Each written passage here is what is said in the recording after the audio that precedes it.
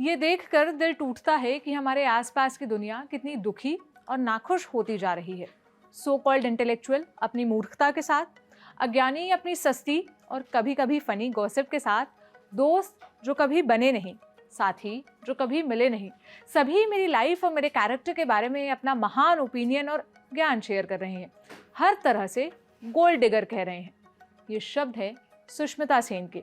Gold digger कहने वालों को सुष्मिता ने अपने अंदाज में जवाब देते हुए कहा, गोल्ड डिगर वगैरह नहीं हूं, गोल्ड से मेरा काम नहीं चलता, मैं डायमंड प्रेफर करती हूँ और हाँ, आज भी उन्हें खुद खरीदती हूँ।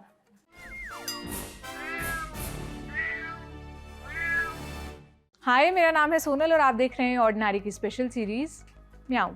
इससे पहले कि कोई और आकर वही सवाल करे, मैं एक बात स्पष्ट कर देना चाहती हूँ। हमने सुष्मिता से कोई पैसे नहीं लिए हैं। पिछले एपिसोड में हमने बात की थी सुष्मिता और ललित मोदी के रिलेशनशिप पर, लोगों के रिएक्शन और कुछ घटिया कमेंट्स पर। अब अपडेट यह है कि सुष्मिता ने खुद ही उन ट्रोल्स का जवाब दिया है, एकदम अपने अंदाज में, हमेशा की तरह। वो पोस्ट देखकर मुझे लगा कि उन चीज़ों के बारे में हमें बात करनी चाहिए जो हम सुष्मिता से सीख सकते हैं।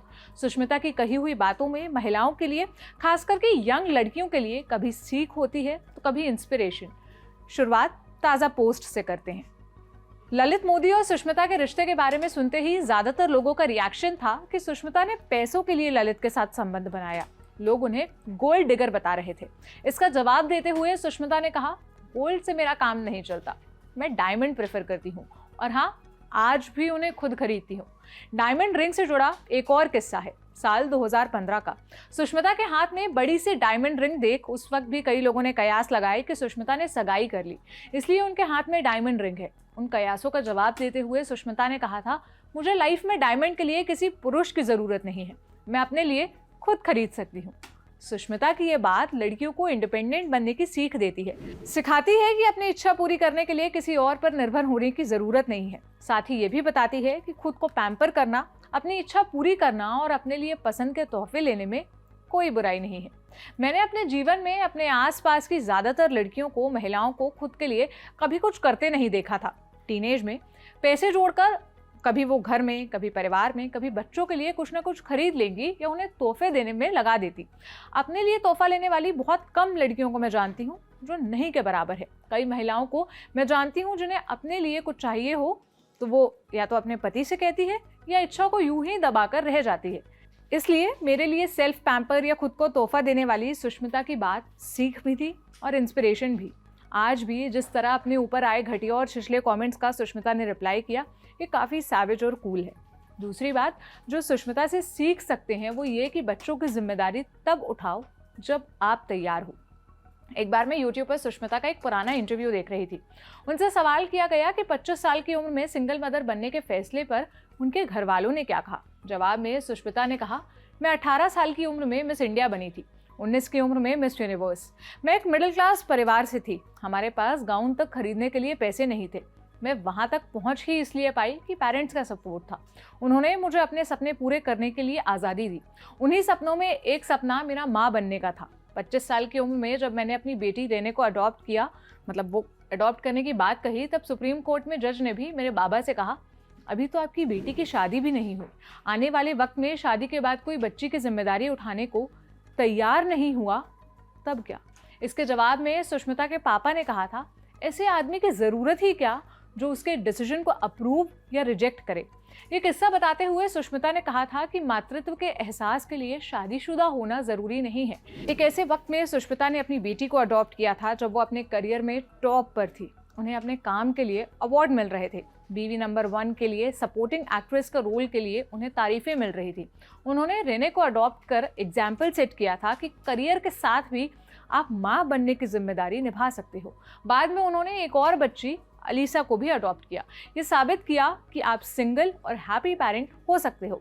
कई इंटरव्यूज़ में अपनी बच्चियों के बारे में बात करते हुए कहा कि बच्चों को पालना और काम करना इतना भी मुश्किल नहीं है। मैं जब शाम को बच्चों के साथ होती हूँ, उन्हें पढ़ाती हूँ, तो अपने काम को बिल्कुल अलग रखती हूँ और जब काम पर होती हूँ तब बच्चे मुझे कॉल नहीं करते जब तक कोई अर्जेंसी ना हो। आपको बस एक बैलेंस बनाने की ज़रूरत है। इसी से जुड़ी तीसरी सीख है, शादी तब करो जब आप तैयार हो। सुष्मिता एक सिंगल मदर है और हर सिंगल पेरेंट की तरह उन्हें भी कुछ कॉमन सवाल सुनने को मिले। स्कूल से घर आकर एक बार उनकी बेटी ने पूछा, मम्मी मेरे पापा कौन हैं? सुष्मिता ने जवाब देते हुए भगवान शिव की ओर इशारा किया और कहा, ये हैं। सुष्मिता ने किस्सा बताते हुए कहा था कि सिंगल पेरेंट्स को कई बार बच्चों के मासूम सवालों का जवाब देना होता है। ज़रूरत बस इतनी है कि आप ईमानदारी से बच्चों को जवाब दें।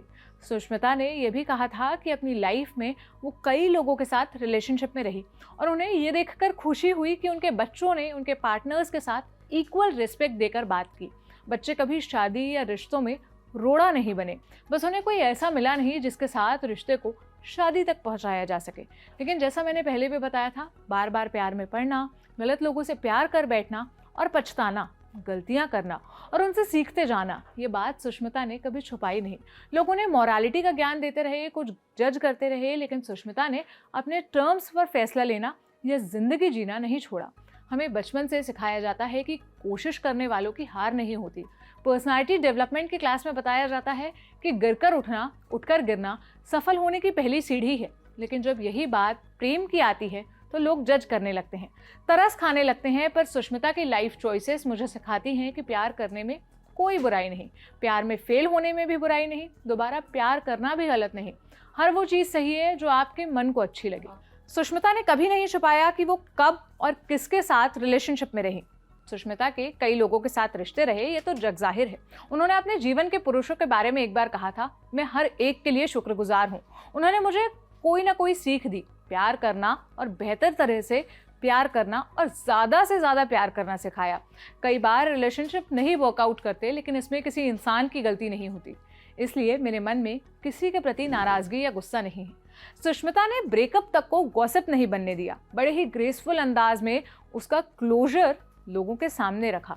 इन्हीं रिश्तों और फेलियर के बारे में बात करते हुए सुष्मिता ने कहा था, मुझे फेल होने से डर नहीं लगता। मैंने ये एक्सेप्ट कर लिया है कि मैं परफेक्ट नहीं हूँ। लाइफ में किसी ना किसी पॉइंट पर मैं फेल होंगी और मेरी ही तरह कोई भी परफेक्ट नहीं है।